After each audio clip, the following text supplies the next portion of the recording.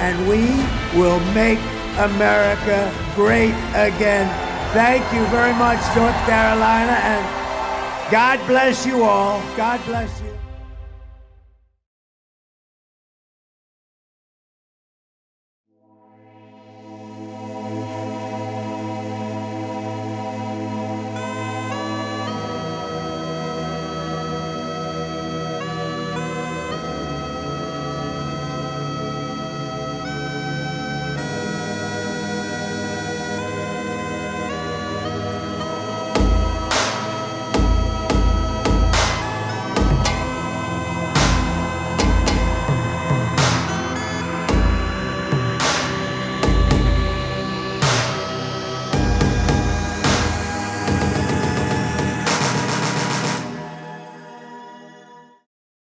C'est aujourd'hui, le mardi 5 novembre, que les citoyens américains sont appelés aux urnes pour élire leur prochain président de la République, le 47e président des États-Unis. Alors qui de Donald Trump, candidat républicain, ou de Kamala Harris, candidate démocrate, accédera à la Maison-Blanche ?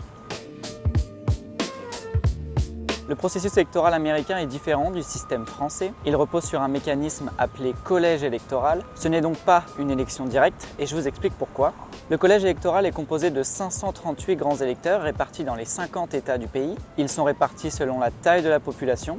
Par exemple, l'État du Texas, un État au sud des États-Unis, il possède 30 millions d'habitants et cela représente 40 grands électeurs. Alors qu'un État plus petit, comme le Delaware, au nord des États-Unis, possède plus d'1 million d'habitants et représente seulement 3 grands électeurs. Après avoir compris ça, il faut comprendre qu'un candidat doit récolter une majorité de grands électeurs. Avec 538 grands électeurs, donc, il faut en réunir 270 pour être élu président de la République. Dans les bureaux de vote, les citoyens américains vont voter pour les grands électeurs qui ont annoncé soutenir soit un candidat républicain, soit un candidat démocrate. Et petite particularité, le parti qui remporte le plus de grands électeurs va pouvoir récolter l'ensemble des grands électeurs de l'État. Par exemple, si le camp républicain récolte 50,1% des grands électeurs de l'État du Texas, il va emporter avec lui les 40 grands électeurs de cet État. Et si certains États sont déjà acquis par certains partis avant même l'élection, puisque depuis plusieurs décennies, lors de différents scrutins, la majorité des citoyens a voté toujours pour le même parti politique. On appelle d'ailleurs ces États les safe states, les États sûrs. D'autres États vont jouer un rôle crucial dans cette élection. On les appelle les swing states ou les États pivots. Ce sont des États où rien n'est joué et qui vont rester décisifs dans la collection des 270 grands électeurs. Et ce n'est pas anodin si les deux principaux candidats, Donald Trump et Kamala Harris, ont davantage fait campagne dans ces États-là. En 2024 comme en 2016 et en 2020, c'est Donald Trump qui est candidat pour le Parti républicain. C'est un homme d'affaires qui est devenu en 2016 le 45e président des États-Unis. Il a marqué la scène politique par ses positions nationalistes, par son style populiste et aussi par des déclarations choc. Son discours a influencé différents débats nationaux, par exemple sur l'immigration, sur la politique économique et sur les relations internationales. Côté démocrate, en 2024, c'est Kamala Harris qui est devenue candidate. Elle est devenue assez tardivement après l'annonce de l'abandon de l'actuel président Joe Biden le 21 juillet 2024. Harris est devenue la première femme afro-américaine à occuper le poste de vice-présidente. Elle est reconnue pour ses positions progressistes, notamment sur la justice sociale, sur les droits civiques et sur la réforme du système de justice pénale. Je me trouve actuellement à Miami, en Floride, un État qui est globalement considéré comme acquis par le Parti républicain. Mais malgré cette tendance à voter pour des hommes politiques républicains, il se pourrait que cet État bascule du côté démocrate lors de cette élection. Alors même si le Parti républicain conserve un léger avantage, le soutien accru des jeunes électeurs et des nouveaux électeurs ainsi que des groupes minoritaires pourrait bien peser dans la balance. La Floride pourrait devenir un champ de bataille plus disputé que jamais. Juste derrière moi se trouve le bureau de vote, un des 3 bureaux de vote de Miami Beach. Pour rappel, le maire de Miami était présenté pour cette élection présidentielle du côté du Parti des Républicains avant d'abandonner et d'annoncer son soutien à Donald Trump. La démocrate Kamala Harris a choisi la Pennsylvanie comme meeting de clôture ce lundi 4 novembre. Face à une foule immense, la vice-présidente des États-Unis a déclaré ceci. « L'Amérique est prête pour un nouveau départ. Nous sommes prêts pour un président qui connaît la vraie mesure d'un leader et non pas en fonction de qui vous battez, mais en fonction de qui vous élevez.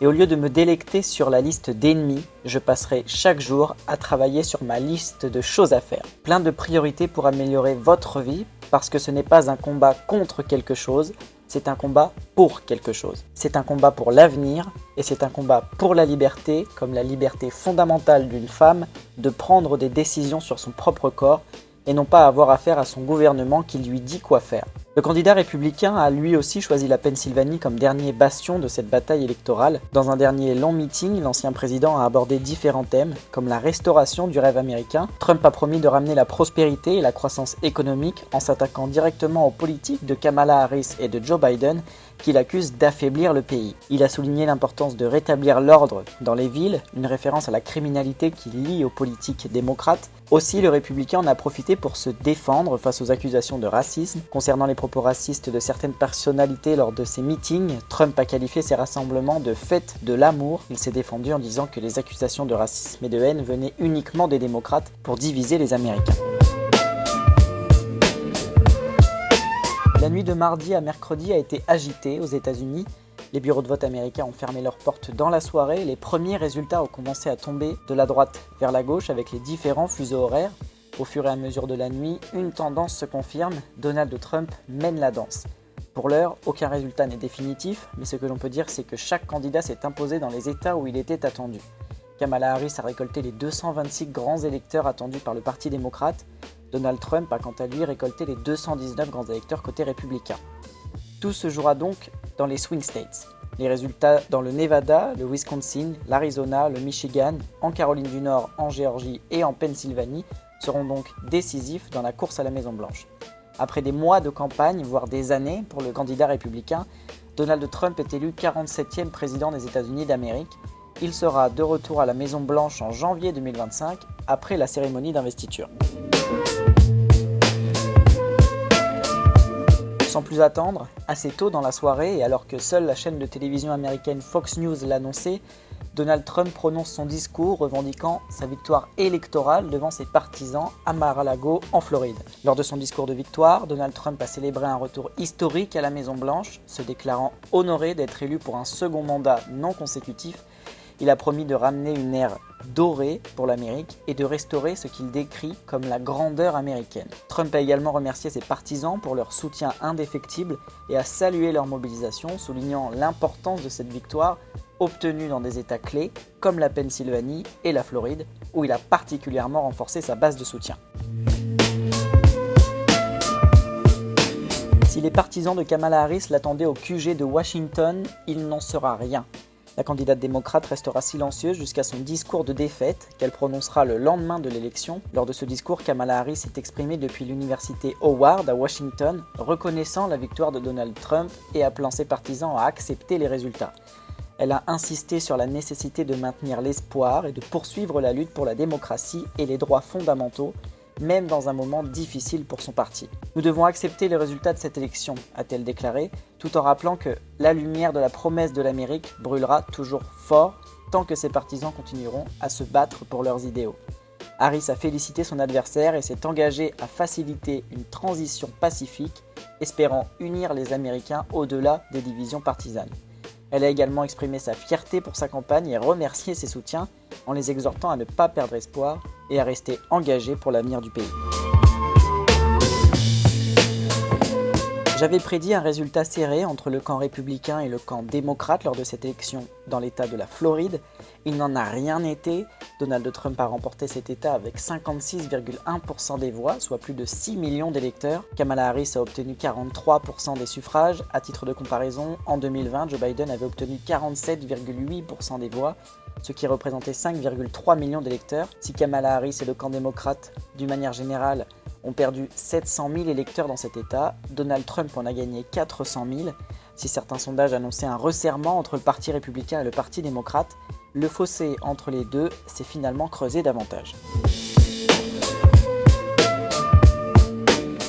L'élection de Donald Trump à la présidence des États-Unis a suscité une vague de réactions internationales variées. Plusieurs dirigeants ont félicité Trump pour sa victoire historique et se sont dit prêts à collaborer avec lui, malgré certaines réserves et préoccupations pour l'avenir des relations diplomatiques. En Europe, Emmanuel Macron a exprimé son désir de travailler avec Trump pour la paix et la prospérité. Olaf Scholz, le chancelier allemand, a souligné la longue coopération entre l'Allemagne et les États-Unis en matière de prospérité et de liberté. Le Premier ministre britannique Keir Starmer a affirmé que la relation spéciale commerciale entre les deux pays continuera de se renforcer sous l'ère de Donald Trump. Par ailleurs, certains dirigeants ont accueilli cette victoire avec plus d'enthousiasme. Viktor Orban, Premier ministre hongrois et allié de Donald Trump, a décrit cette élection comme le plus grand retour de l'histoire politique américaine, tandis que le président turc Recep Tayyip Erdogan a adressé ses félicitations à son ami Trump. Dans le reste du monde, des dirigeants comme le Premier ministre indien Narendra Modi ont mis en avant l'importance du partenariat stratégique américano-indien. Cependant, la victoire de Trump laisse aussi planer des incertitudes, notamment en Ukraine, où le président Volodymyr Zelensky a exprimé l'espoir de recevoir un soutien continu des États-Unis dans son conflit avec la Russie, malgré les changements possibles dans la politique étrangère américaine sous cette nouvelle administration.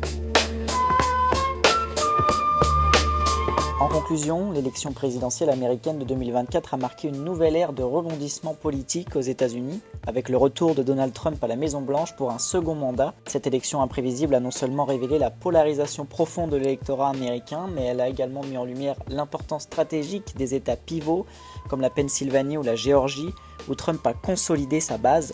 Malgré une campagne animée, le camp démocrate, représenté par Kamala Harris, n'a pas réussi à renverser la dynamique dans les États clés. Ce scrutin a suscité une réaction internationale contrastée. Certains dirigeants étrangers ont salué le retour de Trump avec enthousiasme, tandis que d'autres ont exprimé des réserves quant aux implications pour les relations internationales.